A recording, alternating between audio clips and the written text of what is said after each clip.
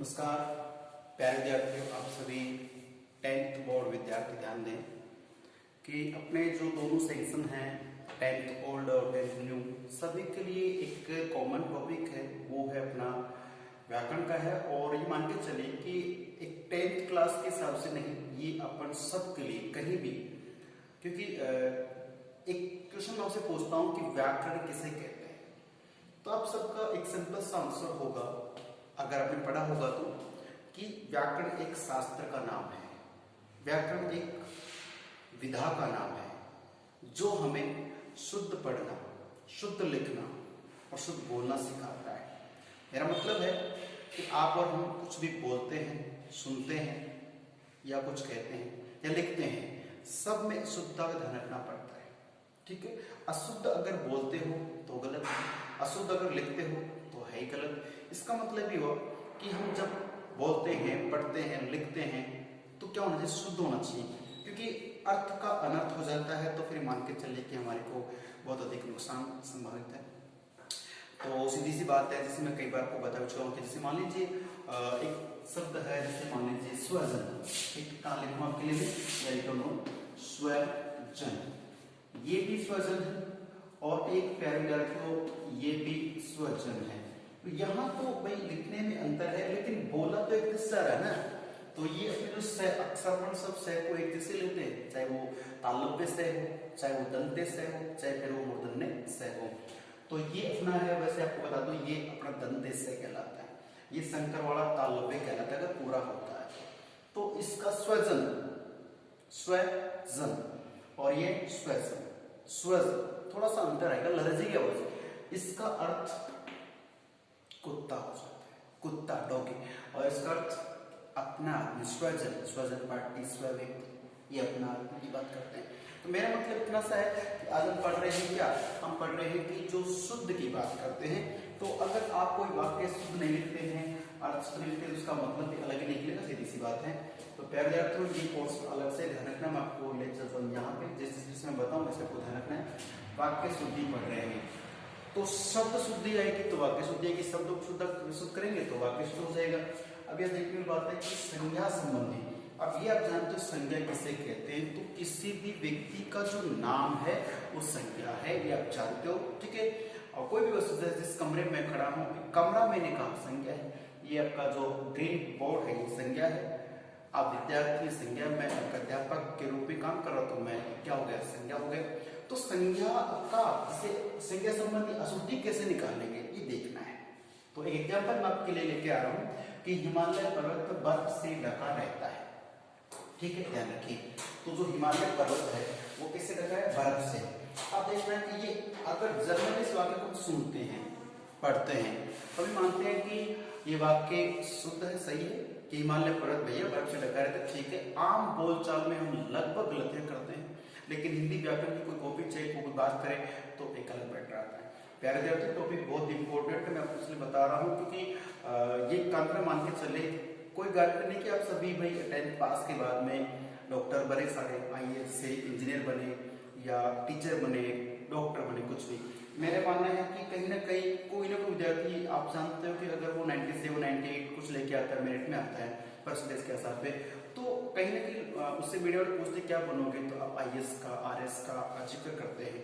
मैं आपको बता दूं, RS IAS जैसे एग्जाम में रिटन पेपर होता है एक प्री के बाद में, उस पेपर में क्या होता है कि जैसे मान लीजिए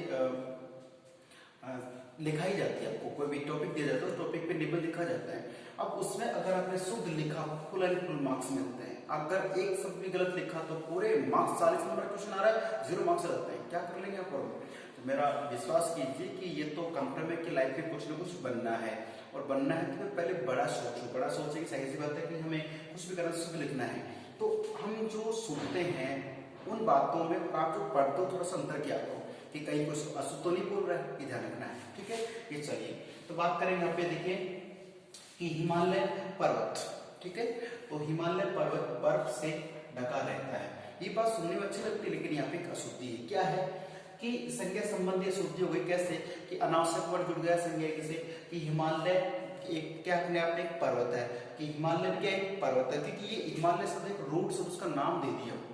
ठीक है, चलिए तो हिमालय पर्वत, फिर पर्वतागत, ये भी क्या है पर्वत, ये भी क्या है पर्वत, तो ये अनावश्यक माना जाएगा। हालांकि संज्ञा भी है तो संज्ञा संबंधी होती है कि हिमालय पर्वत बर्फ से ढका रहता है। तो इसमें क्या करेंगे आप देख सकते हैं, यहाँ पे इसका आंसर लिखा भी है कि हिमालय बर्फ से ढका रहता है। तो यहाँ पे हिमालय अपने आप में क्या है पर्वत, तो पर्वत भी अगर हिमालय भी अगर दोनों आ गए इसमें, तो एक साथ दो लिखने की जरूरत क्या है, एक लिख दीजिए, आराम से सरल हो चुका है। ये संज्ञा संबंधी शुद्धि थी, आपको पूछ सकते किस प्रकार की शुद्धि है। अगला क्वेश्चन है कि शनिवार के दिन अवकाश रहता है, शनिवार के दिन अवकाश रहता है, मैं बुधवार के दिन उपवास रखता हूँ, है कि नहीं है, मैं सोमवार के दिन मंदिर जाता हूँ। तो ये वाक्य आपके एग्जाम में जरूर पूछ जाएगा। इसमें ध्यान रखना है कि शनिवार क्या है, एक दिन का नाम है और दिन भी अपने आप में एक दिन है, तो दो दो क्यों लिखे भाई, ध्यान रखना कि शनिवार के दिन अवकाश रहता है। तो यहाँ पे जो दिन है इसकी आवश्यकता नहीं रहे। अब कई बच्चे साहब इसको हटा दो ना, दोनों समान मान रहे हो तो शनिवार को हटा दो। अगर शनिवार को हटा देते हैं तो दिन का तो कोई मतलब नहीं, कौन से दिन का अवकाश रहता है, सोमवार का, मंगलवार का। इसका मतलब ये कि ये अपने आप में कंप्लीट तोड़ देता है। वो कौन से, देखिए कि शनिवार को अवकाश रहता है, कहानी करेंगे शनिवार को अवकाश रहता है, तो लिखा रहेगा। ठीक है, पैराग्राफ जो बात कर रहे थे संज्ञा संबंधी सूची की, इसमें दो आ चुकी हैं। मैं दो एग्जाम्पल से आपको समझाना चाहता हूँ कि अनावश्यक शब्द मिले या फिर दो दो अर्थ वाले मिले, उसको आप संज्ञा संबंधी में लेकर अशुद्ध कर देंगे, उसको निकाल देंगे। ठीक है, चलिए बात करेंगे थोड़ा सर्वनाम को। तो सर्वनाम आप जानते हैं कौन कौन से प्रकार के होते हैं, इसमें देख सकते हैं कि तुम तो तुम्हारा काम करो। ये एग्जाम्पल मैंने आपको एग्जाम टेस्ट में भी दिया था और बच्चों ने थोड़ा कुछ भी अपना दिमाग लगा कुछ भी किया होगा। तुम तो तुम्हारा काम करो, अक्सर भी बोलते हैं, जैसे दो व्यक्ति बात कर रहे हैं, तीसरा आएगा वो समझाएगा, उससे आप कहोगे अरे भैया रहने दो, तुम तो तुम्हारा काम करो। ये तुम तो तुम्हारा काम करो अशुद्ध वाक्य है, शुद्ध कैसे लिखा जाएगा, तो यह ध्यान रखना। कुछ व्यक्ति बात बोलते हैं क्या कि तुम अपना काम करो, तो इसमें ले जाएंगे, तो मैंने अभी कुछ देर पहले पढ़ाया होगा, तो अपने आप एक निपात शब्द है। ठीक है, ध्यान रखना। तो तुम तो तुम्हारा काम करो, तुम अपना काम करो, बस शॉर्ट एंड स्वीट में कहते तुम अपना काम करो। चलिए अगला है कि तेरे से कुछ नहीं होगा। कई बार बोल देते हैं तू रहने दे, तेरे से कुछ नहीं होगा। तो ये तेरे से कुछ नहीं होगा, ये हम बोलते भी हैं और उसके अनुसार कार्य करते भी हैं, लेकिन प्यारे विद्यार्थी ये शुद्ध नहीं है व्याकरण के अनुसार। तो क्या होगा कि तुझसे कुछ नहीं होगा, तुझसे। तो अगर वो तेरे से, क्योंकि तेरे से जो शब्द है वो एक कोई भी सर्वनाम नहीं मानता है, तुझसे, तुम तुझसे इसलिए बात करें तो ये शुद्ध है, ये ध्यान रखना। ठीक है, तो मैंने आपको दो एग्जाम्पल दिए सर्वनाम वाले। अब मैं बात करूं आपसे कि क्रिया संबंधी एग्जाम्पल भी आते हैं। तो क्रिया का मतलब मैं आपको पूछने जा रहा हूं और बच्चे शायद सोच भी पाएंगे कि वाक्य है कि सेठ के दो पुत्र व दो पुत्रियां थे। ठीक है, अब ये बात कहीं ना कहीं विद्यार्थी के जहन में भी बात सही है कि भाई दो पुत्र थे और दो पुत्रियां, तो ज्यादा हो गए तो थे, बच्चे थे, चार बच्चे थे, ये बोलेंगे ना। अब यहाँ पे थे अपने आप में क्रिया है, आप समझ नहीं पाओगे कि सब क्रिया कैसे, तो ये सहायक क्रिया के रूप में काम आती है। थे कहो, ठीक है, था कहो, थी कहो, ये सब क्या क्रिया है, कौन सी सहायक क्रिया है। तो इस पूरे वाक्य को ये एक क्रिया बिगाड़ रही है, कैसे अब शुद्ध करेंगे तो एक ही चेंज करना है कि सेठ के या सेठ जी के दो पुत्र व दो पुत्रियां, आगे यहाँ पे अगर थी कर दिया तो शुद्ध है और थे। अब देखो आप कहोगे साहब पुत्र भी तो थे, पुत्र तो पुल्लिंग में आएंगे तो था करना चाहिए, और पुत्रियां हैं स्त्रीलिंग में तो थी करनी चाहिए, और दोनों बहुवचन में तो थे करना चाहिए। करे कौन सा प्यारे विद्यार्थी, एक ट्रिक काम करना है आपको कि ऐसे वाक्यों में जो लास्ट में आपका जो है सब्जेक्ट है, जो भी आप ऑब्जेक्ट मान रहे हैं, लास्ट में जो आपका है उसकी लिंक कौन सी लिंक वो ध्यान रखना है। अगर यहाँ पुत्र है तो था करना है, अगर वो जैसे मान लीजिए कोई निर्जीव वस्तु है बहुवचन में तो थे कर सकते हैं, लेकिन यहाँ स्त्रीलिंग है लास्ट में तो थी, और पुल्लिंग है तो थी, पुल्लिंग है तो थी, था है और स्त्रीलिंग में थी। देखो सेठ के दो पुत्र व दो पुत्रियां, ये तो यहाँ तक भी है, पर इसमें थे क्या करना है, आपको थी करना है। तो सिर्फ दिमाग लगाना है, एग्जाम में पेपर बहुत आपके कोडिंग है इजी आएगा, बट आपको ध्यान रखना है टॉपिक सारे के सारे ही ध्यान रखना है। तो इस प्रकार वाक्य है। अब अगला क्वेश्चन दे दूं आपको, जिसमें दिया है उसकी आंखों से आंसू बहने लगा। तो जल्दी में हड़बड़ी में इस क्वेश्चन को राइट कर सकते कि वाक्य गलत है। कैसे कि उसकी आंखों से, तो आंखों सीधी सी बात, दो आंखें, आंखों से आंसू, और आंसू हस्ताक्षर प्राण, ये सब किसमें है, ये सब इसमें रही हमारे, इसमें जो बात करें हम इसमें बहुवचन में रहेंगे। एक आंसू होता है, एक हमारे लिए क्या होता है, हस्ताक्षर होते हैं, प्राण होते हैं, वचन होते हैं कि मेरे वचन होते हैं ना, से मेरा वचन है तो मेरे वचन वो बहुवचन में होता है, ध्यान रखना। तो ये सब उसकी आंखों से आंसू बहने लगा, तो यहाँ उसकी आंखों से आंसू बहने लगा, तो यहाँ आंखों से हो गया और आंसू बहुवचन है, तो आगे जो क्रिया है वो फिर एक वचन कैसे आ जाएगी भैया, वो किसी बहुवचन की आएगी, बहुवचन क्रिया कैसे होती है, उसकी आंखों से आंसू बहने, और मैं क्या कर दूं इसको गा को काट के मैं क्या कर दिया, गे कर दिया, आंसू बहने लगे। अब यह शुद्ध हो जाएगा, समझ इस बात को, ये क्या हो जाएगा, आंसू बहने लगे। ध्यान। अब बात करें, हाँ देखिए मैंने इसका स्क्रीनशॉट आपको लेकर भेजा है, तो इसमें मैंने एग्जाम्पल दिया था, इसका आंसर लिमिट है, इसको चेंज कर रहा हूँ, तो वीडियो भी देखना पड़ेगा और आपको वो लिखना भी पड़ेगा, ध्यान रखना है। अब बात करें, तो ये तो हमारे नॉर्मल्स हो गए। अब मैंने कुछ एग्जाम्पल्स यहाँ से ले लिए, उन पे ध्यान दें कि आत्मा अमर होता है, ठीक है।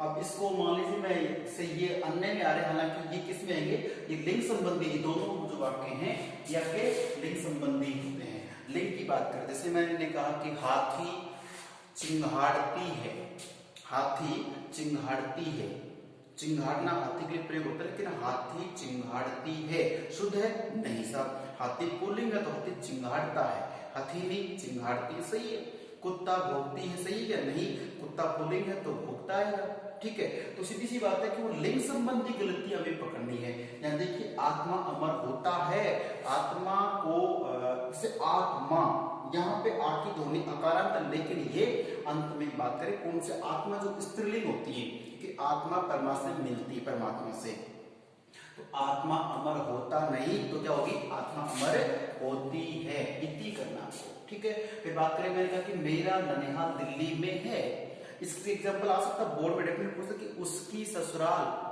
जयपुर में है, तो उसकी तो करे तो ठीक है, अगर उसका ससुराल कर दिया तो गलत हो जाएगा, जबकि हम बोलते क्या है, ये तो बोलते हैं राम का ससुराल श्यामनगर में है, गीता का ससुराल जयपुर में है, तो का शब्द गलत है, क्या हो जाएगा की, क्योंकि ससुराल शब्द स्त्रीलिंग, उसके अनुसार स्त्रीलिंग की विभक्ति आएगी, ध्यान रखना। तो मेरा, अब मेरा ननिहाल दिल्ली में है, तो यहाँ पे क्या ये गलत है सही है, मेरा तो मेरा, लेकिन इसमें क्या होगा, यहाँ पे ननिहाल जो है, नानी का जो बात करें पेड़ जो भी है, तो उसमें क्या रहेगा, मम्मी का जो पेड़ है वो ननिहाल होता हमारा, तो उसमें मेरी करना पड़ेगा कि मेरी ननिहाल दिल्ली में। अब सोच के देखिए किस तरह के वाक्य आएंगे, हमें क्या करना है। शुद्ध था कि मेरा ननिहाल दिल्ली में है, ईमान लेते, लेकिन वो अशुद्ध था, क्या करना पड़ेगा, मेरी ननिहाल दिल्ली में है, जयपुर में भी हूँ।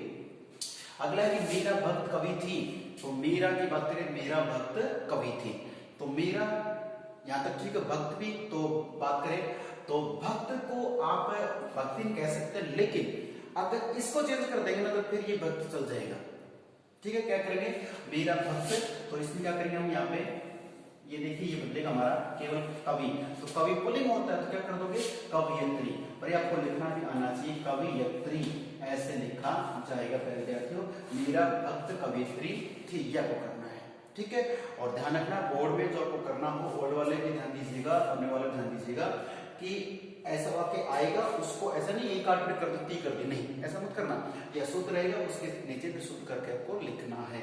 और ये आपकी मैंने आपको यहाँ तक कर दिया है। अब मैं एक एग्जांपल आपके लिए पूछ रहे तो दे देता हूँ आपको मैं, खूब सारे होते हैं, जैसे उसका कमीज फट गया, उसका कमीज फट गया, ये वाक्य है, आप इसे मुझे गूगल मीट पे क्लास में आंसर देंगे, इसका आंसर क्या होगा, ठीक है ना। उसका कमीज फट गया है। और बात करूं मैं, जैसे डॉक्टर ने दवा दी, डॉक्टर ने दवा दी, ये आपका एग्जांपल है, आपको बताना है कि इसका शुद्ध है क्या शुद्ध है, किस तरह से आपको बताना है। गौतम ऋषि ने अहिल्या को श्राप दिया, ये मैंने बोला है, लेकिन ये लिखने में कैसे आएगा ये आपको बताना है, हालांकि मैं बता चुका हूं, फिर आपको बताना होगा। तो प्यार दिया मैं आपको बता दूं, ये जो टॉपिक है ना आपके 4 नंबर का है, इसलिए आपको गलत नहीं करना है, ये ध्यान रखना है, कैसे भी करके हमें देखना है। ये संज्ञा संबंधी, क्रिया संबंधी, विशेषण संबंधी भी हो सकते हैं। जैसे धोबी ने अच्छी चादरें धोई, धोबी ने अच्छी चादरें धोई, ये विशेष संबंधी है, तो इसमें धोबी ने अच्छी चादरें, तो अच्छी तो पहले आ गया, क्या करोगे, धोबी अच्छी थोड़ी धोएगा, गंदी चादर धोगा, गंदी धोएगा तो अच्छी बनेगी। धोबी ने चादरें अच्छी धोई, उसमें आपको जगह बदलनी पड़ती है। कई बार क्या जाता है, यहाँ शुद्ध गाय का दूध मिलता है, ठीक है, दोबारा सुनिए, डबल हो जाता है, यहां शुद्ध गाय का शुद्ध दूध मिलता है, गलत हो जाएगा ना। करना क्या है, यहां गाय का शुद्ध दूध मिलता है, क्योंकि गाय तो एवरग्रीन शुद्ध रहेगी, लेकिन ऐसा नहीं कि यहां शुद्ध गाय का, यहां गाय का शुद्ध दूध मिलता है। ऐसे कई बार तो ये जगह बदलने की बात करते हैं हम लोग, तो प्लीज एक बार जहां भी आपका जो अवेलेबल चीजें हैं, ग्रामर जो भी है पढ़िए, डाउट होते पूछना जरूरी है, ठीक है। तो पहले ध्यान रखो कि बाकी जो टॉपिक है इसको ध्यानपूर्वक समझना है और करना है, वो डाउट हो तो पूछना है, ठीक है। मिलते हैं फिर अगले वीडियो में, तब तक के लिए नमस्कार, धन्यवाद।